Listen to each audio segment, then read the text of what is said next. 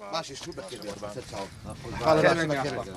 روح حكم ياخوا بخير بن ستشاو بدا والله ما نوشتم تيمقن هاورنا كان شاباشي باوكي زاواش لم سرو خوش كاكا دوتشي قول بابا والله قناه ديناري كي بينيشتم انا هرشي تو ناي ناسي دواي خو دفرموا شاباش خوما اخر نيه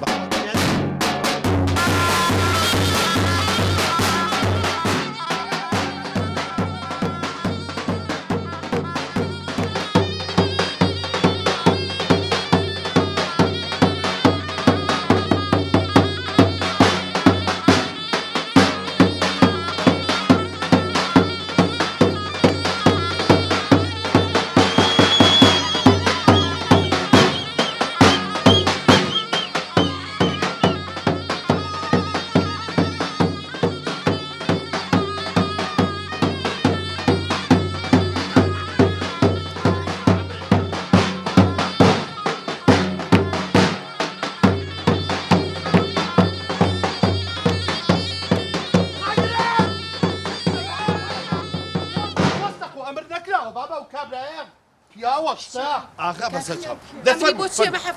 جاني بأمر كلية شرب كلية وشي هنا دفر بس هلا بنقريها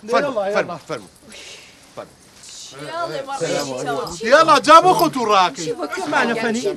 ام هرايتي هنا وتتو ام دول زرنايتي هنا وتبو ام نام ورا بابا جا كورا كان خوار حزيان كقرمي كينو ترمى حفلي وشاي واخا وركاك جال من لمنا ومقامونا هاي تعبتي خوم هيا تو امشي ام هرا وهريانا وتتو عليه كيف خرجان اي بخور باني مش حفلاك انو كرمان والله قابلت خطوك شكيت وردوا الله من الردو خوهي النبو بالشرعي بريكو بيكي هنا ومانو حزقين حفلي بوب كينو بس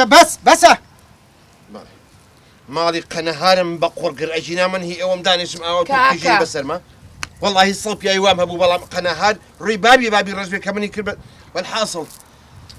بالله ابو لابد يعني قنهار نيفر انا بيزاوا لا هاتي هاتن باو هاتن او بكو زاوا او الزواك بابرين يا اخوا بخير كيش وازيان يا بيرمتيو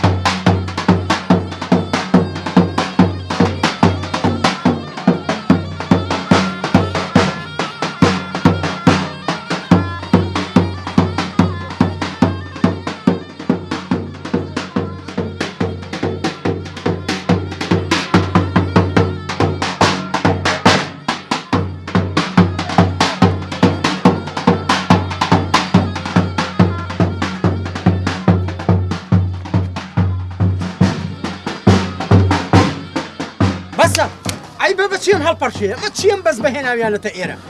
شايني يا اخا شاية بوخو شاية عثمان بزمي وأني تواني والله وبالله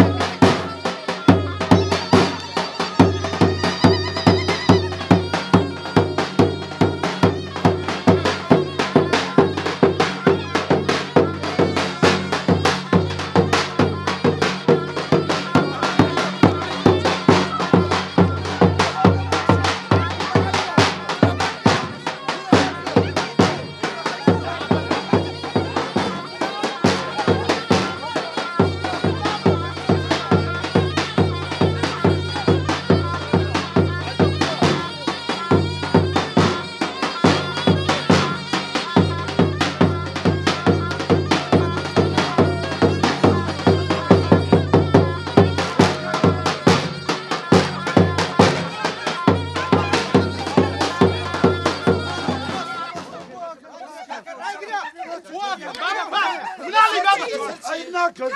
انا اول شيء خلي يساوي ابوه اي شو ولا خوش يا هلا فري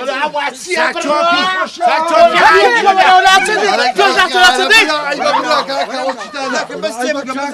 مو بلا ماريا لا تنسى شو في اخر شريه يا زلمه بكر مو كاكا حزنا شو بيه دمي كهرباء بكر هذا كم حرف انا وبكر بكر شو بيه خومي بكر ليش مشكله وفرتنا انا وانا شو في خوم نايقر مدعك وشم بروح دسي بقنا وبروح ام هراو هريا ميلا